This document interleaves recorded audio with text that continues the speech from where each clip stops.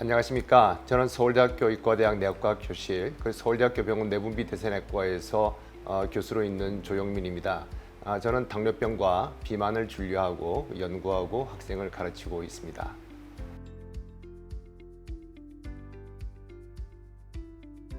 좋아하는 음식을 즐기면서 체중을 줄이는 방법이 가장 좋은 것이겠죠. 근데 사실 세상에 공짜는 없습니다. 너무 많이 드시면 살이 찌는 건 피할 수가 없는 부분이고요.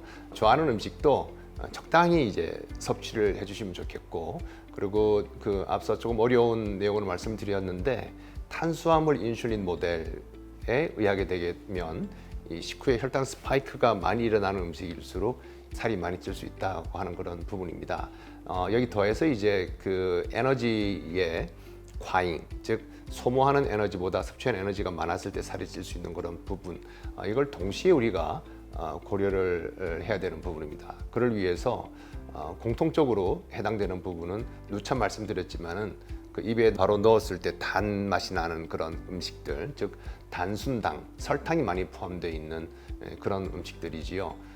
이런 음식들을 먹지 말라는 건 아니고 양을 조절하시는 것이 좋겠고요. 그리고 단독으로 식간의 간식 혹은 야식으로 드시는 것보다는 음식을 섭취한 후에 소량을 디저트로 드시는 것이 좋겠습니다. 그래서 어떤 음식을 먹고 싶은데 먹지 못해서 생기는 그런 스트레스를 너무 받지 마시고 이와 같은 꿀팁들을 이용을 해서 음식을 완전히 이렇게 배제시키는 것이 아니라 적당히 내가 조절할 수 있는 그런 형태로 섭취를 함으로써 건강과 그리고 건강한 체중 그리고 건강한 상태를 유지할 수 있도록 하시는 것이 좋겠습니다.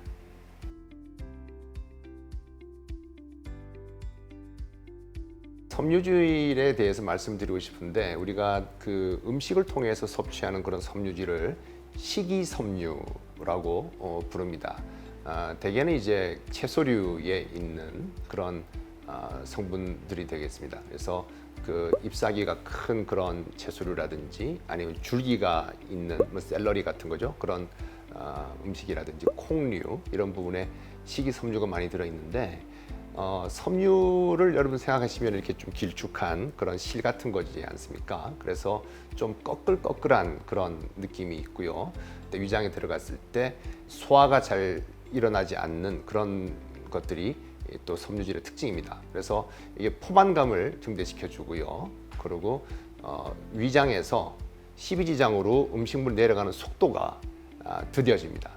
느려지는 그런 부분이 있기 때문에 식후에 갑자기 혈당이 올라가는 것을 막아줄 수가 있고요. 그리고 콜레스테롤이라든지 어떤 나쁜 물질을 이 식이섬유가 붙잡고 대변으로 빠져나가는 그런 작용도 있습니다. 그리고 이 식이섬유의 또 가장 큰 역할 중에 하나는 뭐냐면은 이 소화가 되지 않은 식이섬유가 대장으로 넘어가서 우리 장 속에 있는 세균들, 특히 우리 몸에 좋은 세균들의 아주 좋은 먹잇감이 됩니다. 그렇기 때문에 장을 튼튼하게 할 수 있고 최근에 장내 세균, 마이크로바이옴이 연구가 많이 되고 있는데요.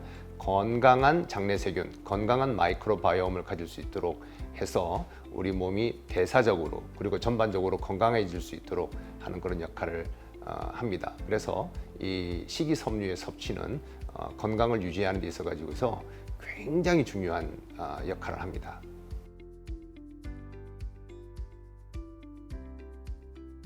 음식 섭취 순서가 우리 혈당에 미치는 영향들이 많이 연구가 된 바가 있습니다. 수년 전에 유청 단백질이라고 해서 우유에 있는 단백질의 일종입니다. 이것을 식전에 50g을 섭취를 하고 식사를 하게 되면 식후에 혈당이 덜 올라간다라고 하는 그런 논문이 발표된 바가 있습니다. 과학적인 기전에는 장에서 GLP-1의 분비를 촉진시키고 이에 따라서 인슐린 분비가 촉진됨으로써 식후 혈당을 잘 잡을 수 있다라고 하는 내용입니다. 그런데 50g의 단백질은 200kcal의 열량을 가지고 있기 때문에 저는 이 단백질 양을 한 10g 정도 수준으로 줄여주고 식이섬유를 많이 가미를 해서 이것을 먼저 섭취를 하고 식사를 하게 한 그룹과 식사를 먼저 하고 이와 같이 단백질과 식이섬유를 섭취하게 한 그룹을 비교를 해보니까 식이섬유와 단백질을 먼저 섭취한 그룹이 식후 혈당이 훨씬 덜 올라가고 인슐린 분비가 더 잘 된다는 것을 발견한 바가 있습니다.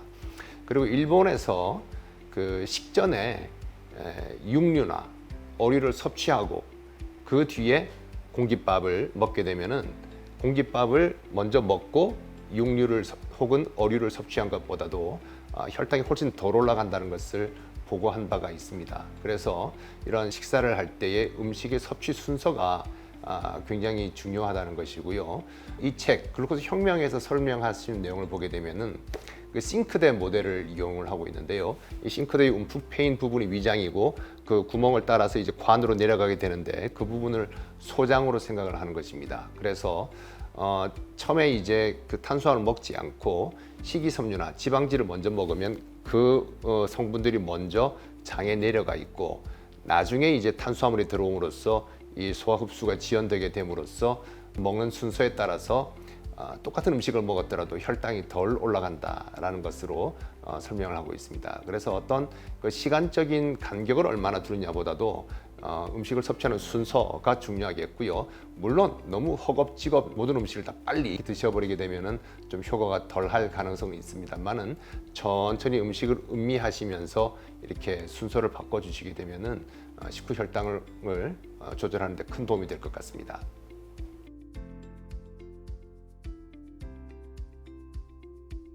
식사 전에 채소로 어떤 것이 좋겠냐라는 질문이신데요.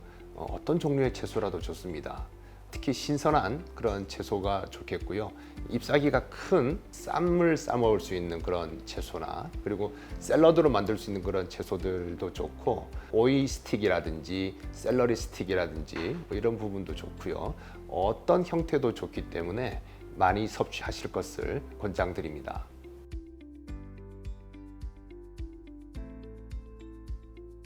어떤 음식을 먹었을 때 혈당 스파이크가 많이 올라가지 않으면 많이 섭취해도 된다라고 생각할 수가 있겠는데요.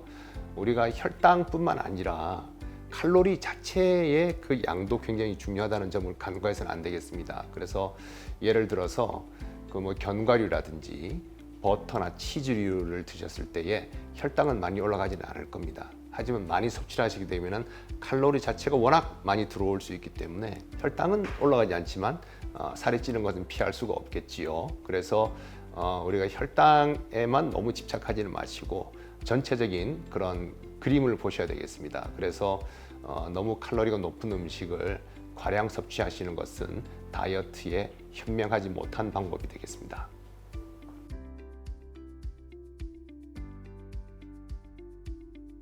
이 책에 보게 되면은 이제 아침 식후에 혈당을 잡아라라는 그런 이야기들이 나오는데요. 아침 식사를 잘 안 하시는 분들이 많지 않습니까? 그런 분들 같은 경우에는 점심 식사를 하시게 되면 혈당이 굉장히 많이 올라가는 걸 볼 수가 있습니다. 우리가 그 의학적으로는 second meal effect. 그래서 첫 번째 음식을 먹고 두 번째 음식을 먹으면 혈당이 좀 덜 올라가는 부분이 있는데요.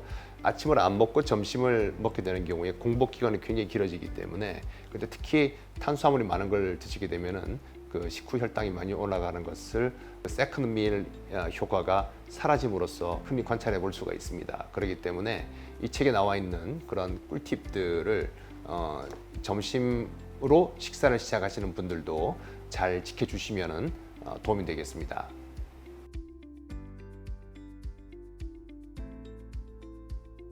공복에 운동을 하게 되면은 식욕이 떨어지는 사람이 있고 공복에 운동을 했더니 식욕이 증가하는 사람이 있고요.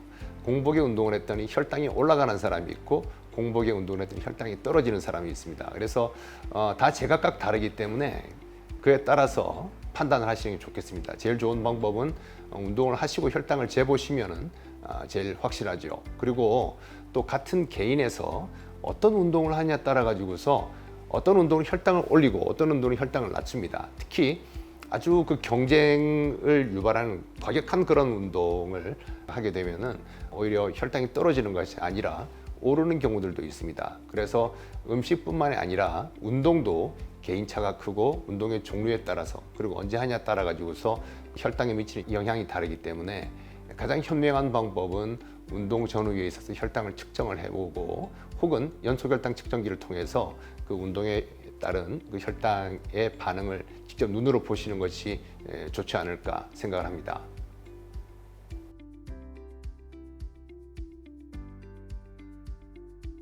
간식 혹은 음식을 먹을 때 덜 달게 드시라라고 하는데요.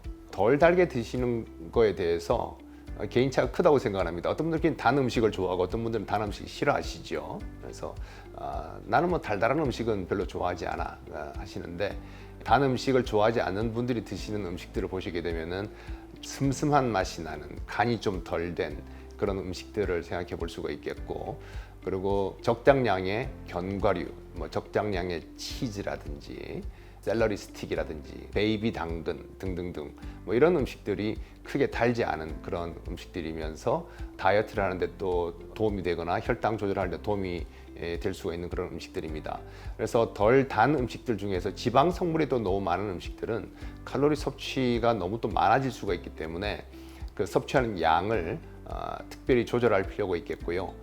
칼로리가 높지 않은 오이 스틱이라든지 당근 스틱이라든지 샐러리 스틱이라든지 이런 부분들 같은 경우에는 크게 이제 칼로리 신경을 쓰지 않으면서 드셔도 되는 그런 음식들입니다. 혈당에 대한 반응, 그리고 자체 칼로리, 그 단맛이 어느 정도인지 이런 부분들을 종합적으로 판단하셔서 그 식생활에 활용하시면 좋을 것 같습니다.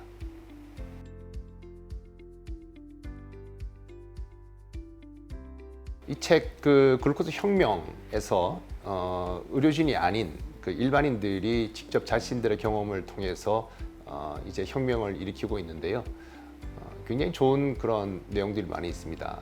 더 많은 정보를 얻고 싶으시면은 이 글루코스 여신 커뮤니티 인스타그램에서 글루코스 가디스라고 되어 있는데요. 그쪽에 들어가시게 되면은 이런 꿀팁들이 업데이트가 되고 있고요. 특히 어떤 꿀팁을 제시할 때 이렇게 옆으로 스크롤해서 보시게 되면은 논문 자료가 같이 나옵니다. 저는 그 점이 굉장히 중요하다고 생각합니다. 자신들의 경험을 일반화할 수 있는 그런 노력들을 이 인스타그램 커뮤니티에서 많이 하고 있기 때문에 어느 정도는 그래도 과학적인 근거를 가진 내용을 가지고서 이야기를 하고 있다라고 그런 말씀을 드리고 싶고, 인스타그램 계정을 통해 가지고서 꿀팁들을 활용해 보실 수가 있겠고요. 다만 그 당뇨병이 있고 인슐린을 쓰고 하시는 분들은 맹신하지는 마시고요. 담당 의사와 상의를 해 가시면서 적용을 하시는 것이 안전하지 않을까라고 생각을 합니다.